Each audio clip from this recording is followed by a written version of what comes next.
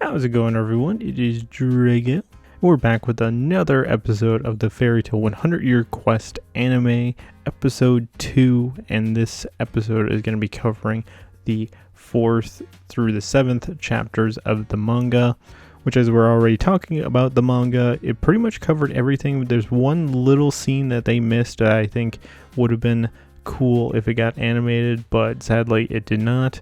And that scene is when they're fleeing all the fishes. You get Natsu grabbing Lucy before they all go off in a group, and that scene just isn't in the anime at all. Not really sure as to why they cut it, because there really isn't anything too bad about what was happening. I mean, it just shows Natsu protecting Lucy, to be honest. And that was pretty much the only scene that was cut from the chapters. Otherwise, they pretty faithfully adapted everything else. The only other thing was like Lucy is wearing her like final season outfit in the manga, but then in the anime she's wearing the OG outfit, which I don't mind. I actually love that she's in the OG outfit more than what the initial 100 Year Quest manga had. So talking about the actual episode itself and not just the manga, there is still so much fun and so fluid animations recurring in this episode. Everything is still just so bright and colorful and nicely saturated. This episode still just gives me such early fairy tale vibes with them just going around this town and having fun, exploring it. They've done a lot with expressions in 100 Year Quest so far. I mean, you have a lot of group expressions that happen throughout this episode with them about to drink the potion to be able to drink underwater. I just love everyone's reaction to it, thinking like it's poison. I really like what they did with the underwater scenes. They added a tad bit to it, to where they're all like having fun underwater and, you know, swimming with the fishes and stuff, because a little bit of that is added to the manga, particularly with like Happy and Natsu just racing around.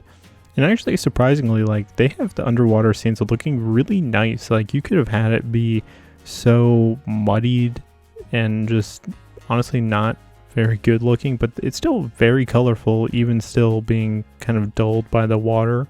So talking about some of my favorite moments from this episode, I absolutely love seeing Lucy wearing Natsu's scarf and their just little interaction that they had. It's very cute between the two of them, and honestly, it just shows how much of a relationship those two have.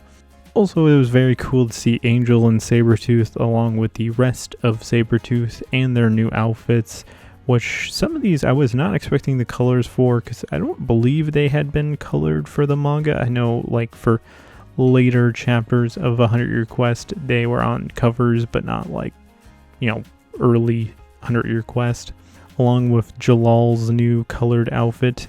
And to be honest, their stuff doesn't really add too much, because obviously he's just on a kind of a bounty hunter quest. When they were talking about sealing the dragons and all the different interpretations of how that could be handled, I like how that whole scene was done, especially the whole group's reaction and Natsu saying he'll slay the dragons if they harm them in any way, shape, or form, because he wants to protect his friends. And I just like how everyone's smiling and honestly on the same page about this quest, and they're all in it together.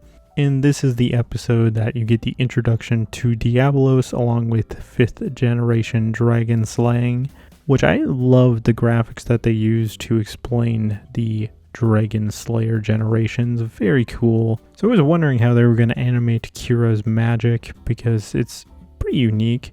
And honestly, watching it reminded me so much of Ichigo Kurisaki's like Getsuga Tensho from Bleach, to where it's just like a projectile like slice.